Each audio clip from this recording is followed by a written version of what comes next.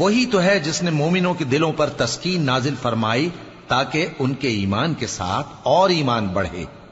اور آسمانوں اور زمین کے لشکر سب اللہ ہی کے ہیں، اور اللہ جاننے والا ہے، حکمت والا ہے. یہ اس لیے کہ وہ مومن مردوں اور مومن عورتوں کو بہشتوں میں جن کے نیچے نہریں بہ رہی ہیں داخل کرے، وہ اس میں ہمیشہ رہیں گے، اور تاکہ ان سے ان کے گناہوں کو دور کر دے، اور یہ اللہ کے نزدیک بڑی کامیابی ہے. اور اس لیے کہ منافق مردوں اور منافق عورتوں اور مشرک مردوں اور مشرک عورتوں کو جو اللہ کے بارے میں برے برے خیال رکھتے ہیں عذاب دے، انہی پر برے حادثے واقع ہوں، اور اللہ ان پر غصے ہوا اور ان پر لعنت کی اور ان کے لیے دوزخ تیار کی، اور وہ بری جگہ ہے.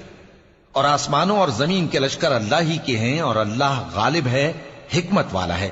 اے نبی، ہم نے تم کو احوال بتانے والا اور خوشخبری سنانے والا اور خبردار کرنے والا بنا کر بھیجا ہے تاکہ مسلمانوں تم لوگ اللہ پر اور اس کے پیغمبر پر ایمان رکھو اور اس کی مدد کرو اور اس کی تعظیم کرو اور صبح و شام اس کی تسبیح کرتے رہو.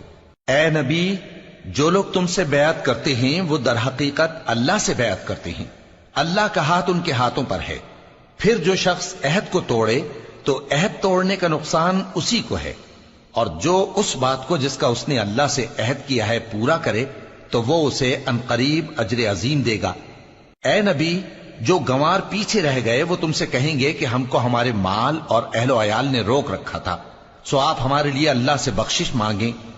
یہ لوگ اپنی زبان سے وہ بات کہتے ہیں جو ان کے دل میں نہیں ہے.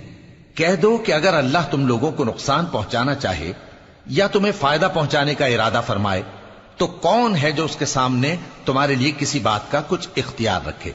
کوئی نہیں، بلکہ جو کچھ تم کرتے ہو اللہ اس سے واقف ہے. بات یہ ہے کہ تم لوگ یہ سمجھ بیٹھے تھے کہ پیغمبر اور مومن اپنے اہل و عیال میں کبھی لوٹ کر آنے ہی کے نہیں، اور یہی بات تمہارے دلوں کو اچھی معلوم ہوئی اور اسی وجہ سے تم نے برے برے خیال کیے اور آخر کار تم ہلاکت میں پڑ گئے. اور جو شخص اللہ پر اور اس کے پیغمبر پر ایمان نہ لائے تو ہم نے ایسے کافروں کے لیے آگ تیار کر رکھی ہے.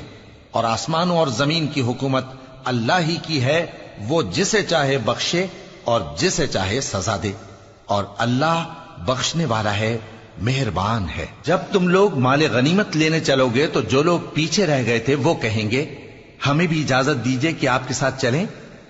یہ چاہتے ہیں کہ اللہ کے قول کو بدل دیں.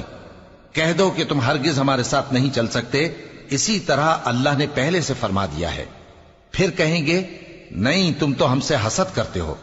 بات یہ ہے کہ یہ لوگ سمجھتے ہی نہیں مگر بہت کم. اے نبی، جو گنوار پیچھے رہ گئے تھے ان سے کہہ دو کہ تم جلد ایک سخت جنگجو قوم کے ساتھ جنگ کے لیے بلائے جاؤ گے. ان سے تم یا تو جنگ کرتے رہو گے یا وہ ہار مان لیں گے.